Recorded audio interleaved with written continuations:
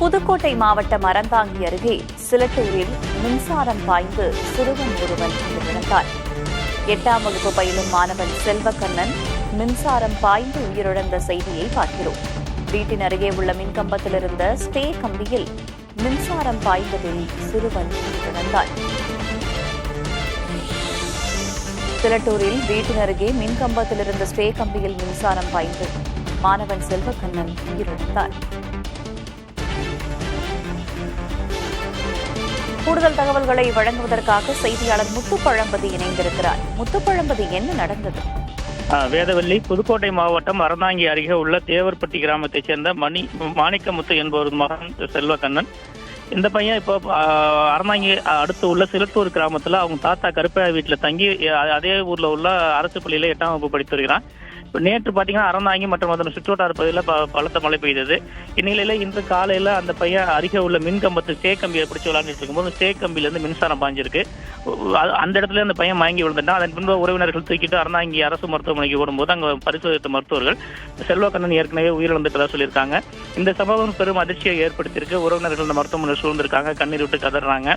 இப்ப இது மின்துறை அலட்சியம் தான் காரணமா, எப்படி ஸ்டே கம்பில இருந்து மின்சாரம் பாய்ந்தது என்ற ஒரு அச்சமும் கேள்வியும் அந்த மக்களுக்கு எழுந்திருக்கு. தொடர்ந்து இது குறித்து காவல்துறையினரும் அதே போல மின்வாரியத்துறை அதிகாரிகளும் விசாரணை மேற்கொண்டு வர்றாங்க. மழை காலங்களில் மின்கம்பத்தின் அருகே குழந்தைகள் செல்லக்கூடாதுன்னு ஏற்கனவே விழிப்புணர்வு ஏற்படுத்தப்பட்டு வருகிறது. இருந்த போதிலும் அதனை கடந்து அந்த ஸ்டே கம்பியில எப்படி மின்சாரம் வந்தது என்ற ஒரு கேள்வி எழுந்திருக்கு. வேதவல்லி, ஸ்டே கம்பியிலிருந்து மின்சாரம் பாய்ந்தது என்றால் அதற்கு என்ன காரணம்? இது குறித்து மின் வாரியம் தரப்பிலிருந்து ஏதேனும் கேள்வி கேட்கப்பட்டதா, விளக்கம் கொடுக்கப்பட்டதா? மின்துறை அதிகாரிகிட்ட பேசும்போது நாங்கள் விசாரிச்சுட்டு வர்றோம். இப்போ விசாரணை தொடங்கியிருக்காங்க. எங்களுக்கு தகவல் வந்திருக்கு. இப்போ முழுமையான விசாரணைக்கு பின்பு தெரிய வந்திருக்குன்னு சொல்றாங்க. இப்போ ஸ்டே கம்பியை பொறுத்த வரைக்கும் அது மின்சாரம் வரக்கூடாது. ஒரு மின்கம்பம் வந்து ஸ்ட்ராங்கா நிற்கிறதுக்கு தான் அந்த ஸ்டே கம்பி கொடுக்குறாங்க. ஆனால் அதுல இருந்து மின்சாரம் வருதுன்னா மழை பெஞ்சனால அந்த மின்கம்பியிலிருந்து உராய்வு ஏற்பட்டு அதுல இருந்து மின்சாரம் வருதா வந்துச்சா என்ற கேள்வி எழுந்திருக்கு. இது ஒட்டுமொத்தமாக ஒரு அதிர்ச்சி தான் கொடுத்திருக்கு. ஸ்டே கம்பியில் வந்து மின்சாரம் வரக்கூடாது, அதுதான் விதிமுறை.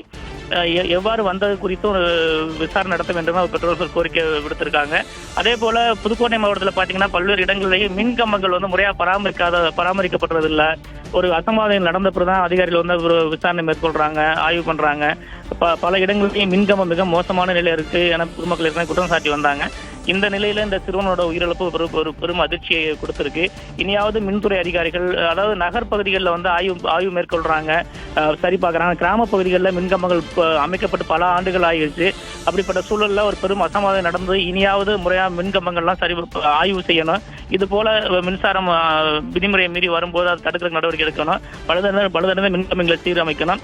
அது இல்லாம இந்த சிறுவனோட உயிரிழப்புக்கு வந்து உரிய விசாரணை நடத்தி அதிகாரிகள் தவறு செஞ்சா அவங்க மீது நடவடிக்கை எடுக்கணும். அதே போல அந்த குடும்பத்துக்கு உரிய இழப்பீடு நிவாரணம் தர வேண்டும் என்பதே அவர்கள் பெற்றோர் கோரிக்கையா இருக்கு. வேதவல்லி, தகவல்களுக்கு நன்றி முத்துப்பழம்பதி.